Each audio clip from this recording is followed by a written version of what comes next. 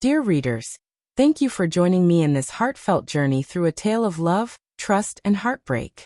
Your support and engagement mean the world, and I'm deeply grateful for the time you take to connect with these stories. May this narrative resonate with you and offer a moment of reflection. The moment I stumbled upon the images, my stomach churned with unease. My wife, Emily, had shared intimate snapshots of herself with her former partner, James, on her social media. They were nestled close on a plush sofa, their laughter frozen in time. And in one photo, they shared a glass of wine. Beneath the images, a caption taunted, "If envy stirs in you, that's your burden to bear." It felt like a punch to my chest. Our marriage, spanning 5 beautiful years, had seemed solid, filled with trust one never questioned. Like any couple, we'd faced minor storms, but nothing that hinted at a fracture this deep. We'd recently settled into a shared home, dreaming aloud about the children we might one day raise. Yet, those pictures cast a shadow over everything I believed we had. I tried to dismiss it, convincing myself it was just a fleeting reunion of old friends. But the longer I stared at those images, the heavier the doubt grew. Emily had always assured me James was merely a friend, but those cozy moments suggested otherwise. When she returned home that evening, I couldn't contain the turmoil inside me. "Emily, what's happening between you and James?" I asked, struggling to keep my tone steady. She flashed a carefree smile, almost too light for the moment. "Oh, please, it's nothing. You're reading too much into it. We've been friends forever, and I just wanted to catch up. That's all."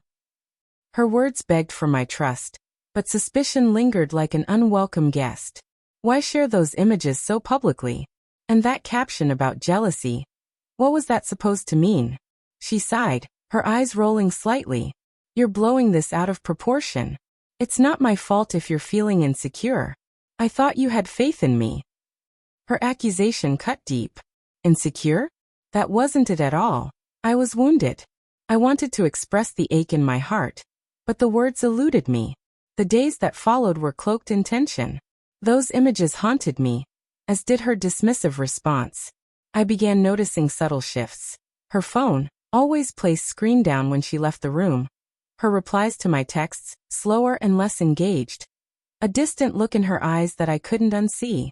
When I tried to broach the subject again, she waved it off, calling my concerns absurd.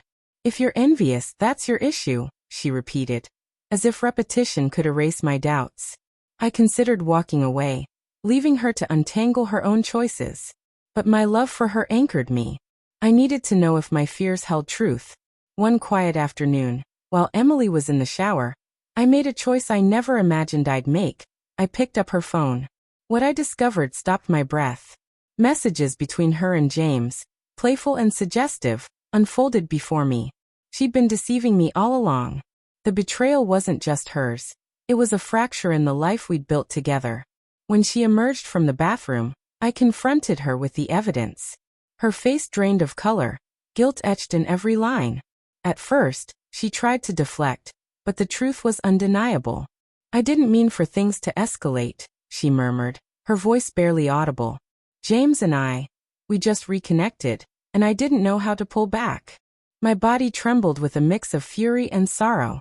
"So, all this time, I was just a placeholder while you toyed with your past." "No," she said, her voice urgent. "I love you. I never wanted to cause you pain." But her words couldn't mend what was broken. The trust we'd nurtured was shattered, irreparable. In that moment, I knew I had to walk away. Not just for my own sanity, but because I deserved a love that honored me. That night, I gathered my belongings, each item a reminder of the life we'd shared. As I stepped toward the door, Emily stood motionless, her eyes wide with disbelief. I didn't glance back. There was no reason to linger in a place where my heart wasn't cherished. In the weeks that followed, Emily reached out, her messages filled with apologies and pleas for forgiveness. But my decision was firm. The images, the deception, the betrayal, they were too heavy to forgive. I chose silence, cutting contact entirely. It was painful, but it was the only path to healing. There was no space in my life for someone who disrespected me, who chose fleeting games with an ex over the man who adored her. As for her taunting words about jealousy being my burden, they were no longer mine to carry. They were hers to bear. Thank you, dear readers, for walking through this story with me.